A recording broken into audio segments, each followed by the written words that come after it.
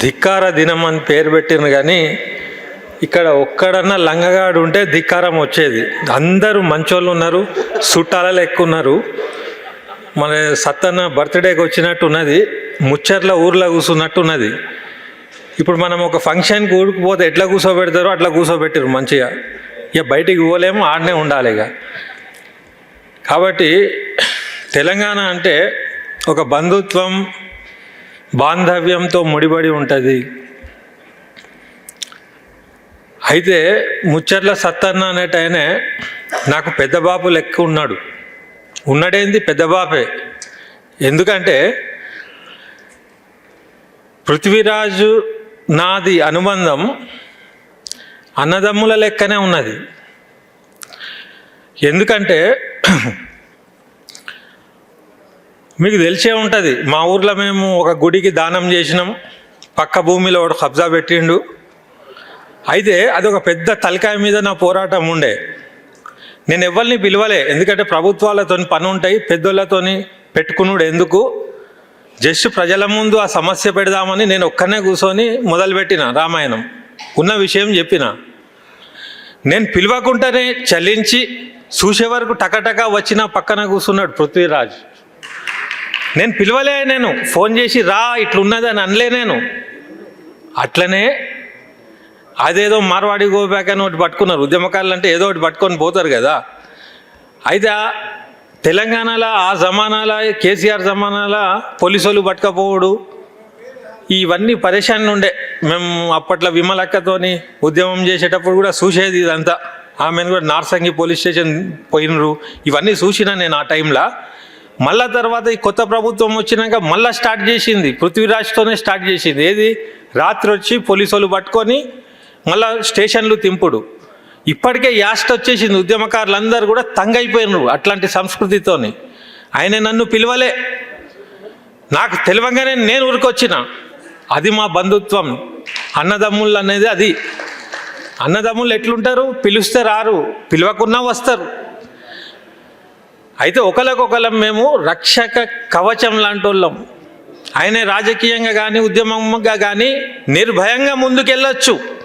ఈగ వాలినప్పుడు నాలాంటి వాళ్ళు ఉంటాం మేము. ఇది ఏదో వట్టిగా చెప్పుడు కాదు, ఇదంతా రికార్డ్ అవుతుంది. మా అన్నదమ్ముల అనుబంధం ఎప్పటి వరకు ఉంటుందంటే, నిజాయితీ మిస్ అయినప్పుడు మేము మిస్ అవుతాం. నిజాయితీ ఉన్నంత కాలం, ప్రాణం ఉన్నంత కాలం మేము ఒకరికొకరం రక్షణ కవచలమై నిలబడతాం. తెలంగాణను కాపాడుకోవడమే మా ధ్యేయం. ఇది ఏదో ఒట్టిగన్నుడు స్పీచ్లు లెక్క కాదు, ఇది మనసులోంచి మాట్లాడుతున్నా నేను. అయితే ఇప్పుడు మా పెద్దబాబు గురించి నేను అర్థం చేసుకున్నది ఏందో మొదలు చెప్తా, మళ్ళీ మా అన్న గురించి మా గురించి అందరి గురించి చెప్తా. అయితే మా పెద్దబాబు అంటే వాళ్ళు ముచ్చర్ల సత్యనారాయణ, ముచ్చర్ల సత్తన్న, 3 చెర్ల నీళ్లు తాగిచ్చినవాడు ఎవరికి, ముఖ్యమంత్రులకు. ఇప్పుడు ఈయన అదే 3 చెర్ల నీళ్లు తాగిచ్చడానికి రెడీ అవుతుండు. ఊకెప్పదు, అర్థమవుతుందా? ముచ్చర్ల అంటే 3 చెర్ల ఊరు కాదు, 3 చెర్ల నీళ్లు తాగిచ్చే ఘనుడు.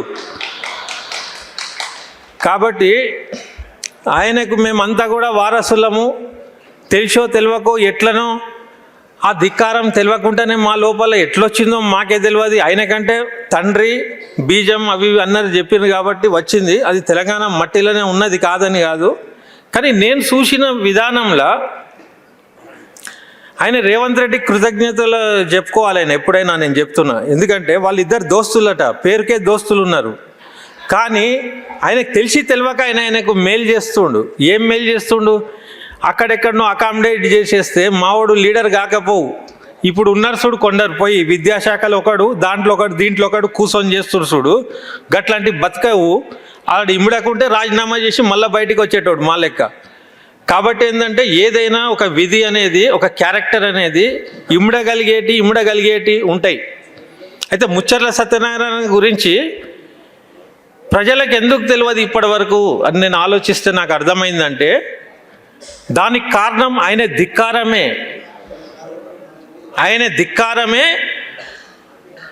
ఆయన చరిత్రను కప్పిపెట్టేలాగా చేసుకున్నది.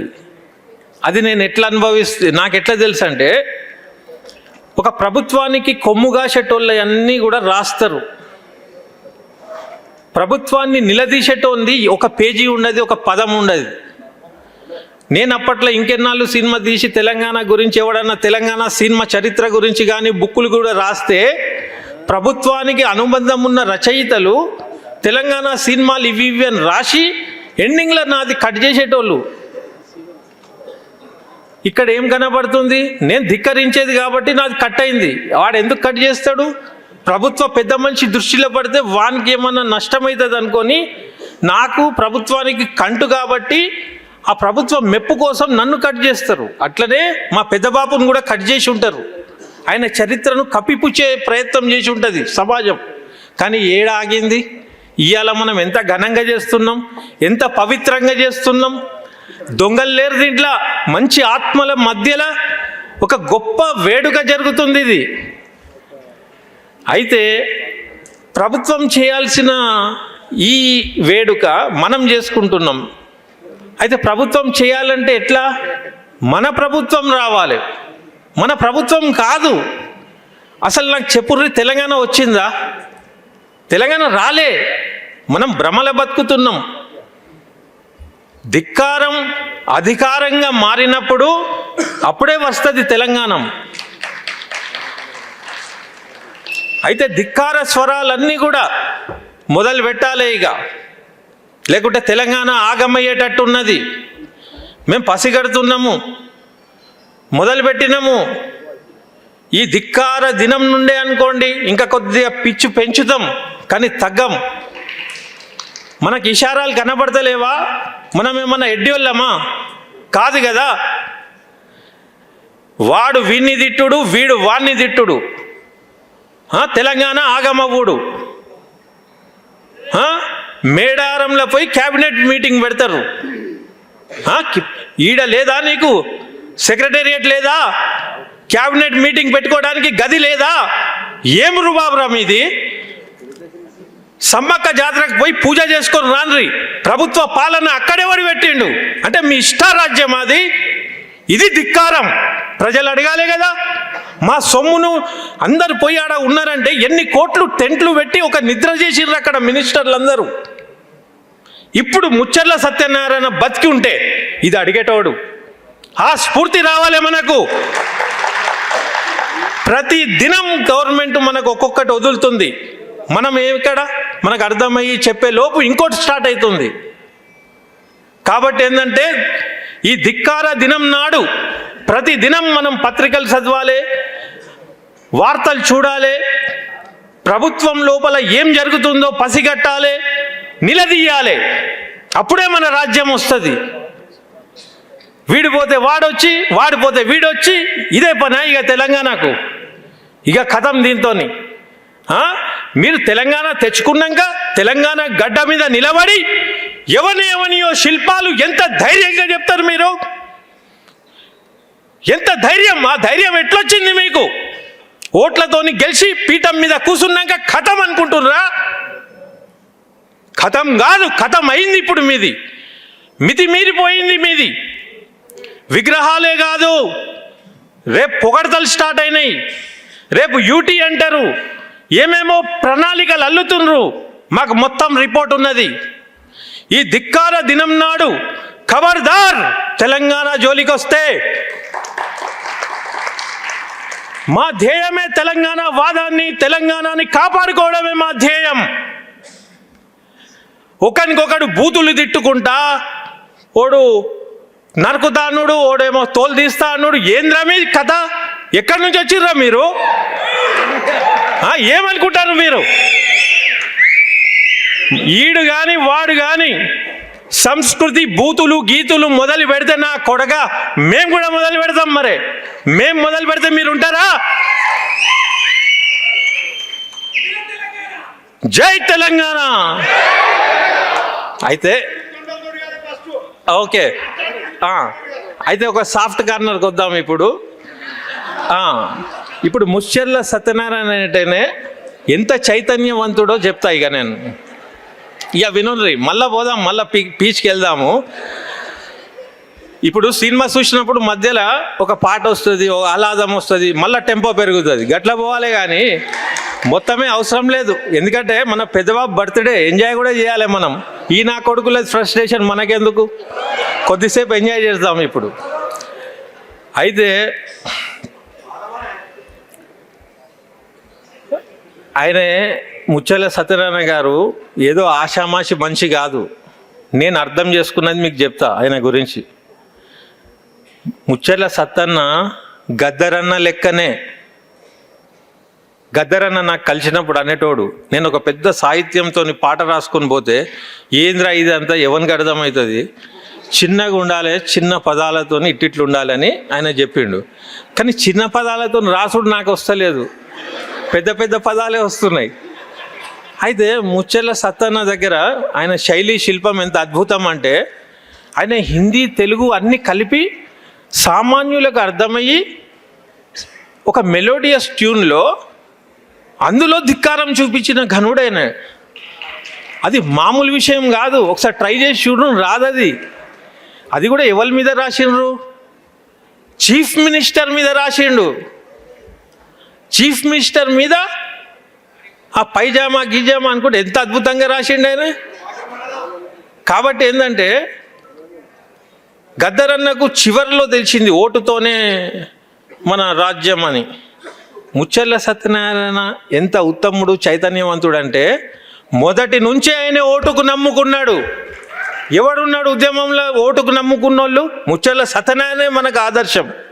ఎన్ని పోరాటాలు చేసినా ఏం చేసినా ఆయన సర్పంచ్ అయిండు, పరిషత్ చైర్మన్ అయిండు, మినిస్టర్ కూడా అయిండు. అంటే ఆయన జీవితం ఒక సక్సెస్ఫుల్ మ్యాన్. ఒక అట్టడుగు వర్గాల నుంచి అంత శిఖరానికి పోయిన మనిషి ఆయనే. అంటే ఆయన మనకు కండ్ల ముందే చూపించిండు మన హక్కులు మనం ఎట్లా పొందాలనేది ఆయన చూపించిండు. మనం అందిపుచ్చుకోలే. ఇప్పుడు సమయం పోయింది, ఇప్పుడు అందిపుచ్చుకోవాలి. మన ధ్యేయం రాజకీయమే ఉండాలి. అరే వాళ్ళేంది, వాళ్ళు ఎట్లున్నారు, వాళ్ళ లెవెల్ ఏంది, వాళ్ళ ఆలోచన ఏంది, దొంగలు. మనం అటు దిక్కు ఆలోచించకుండా చేసినారు కాబట్టి మనం అటు పోలే. మనం ముచ్చెర్ల సత్తననే యాద్ చేసుకుంటా పొద్దుగాలు లేవాలి. ఏమన్నంటే పబ్లిక్లో ఉండాలి, ఓట్లు అడగాలి, అసెంబ్లీలో కూర్చోవాలి. ఇదే మన పనిగా. అప్పుడే ముచ్చెర్ల సత్యనారాయణ గారికి మనము నివాళులు అర్పించినట్టు అవుతుంది. అయితే ముచ్చెర్ల సత్తన్న గురించి ప్రీతం యాదవ్ అని మా లెక్చరర్ ఒకైనా నాకు ఫోన్ చేసిండు. ఫోన్ చేసినప్పుడు అదే టైంలో నేను ఒక వ్యాసం రాస్తున్నా. ఒక 10 నిమిషాలు ఆగి చేస్తాను, నేను ఒక వ్యాసం రాస్తున్నా ఒక పెద్ద ఆయన గురించి అన్నా. ఎవరు ఆ పెద్ద ఆయన అంటే ముచ్చెర్ల సత్యనారాయణ అన్నాడు.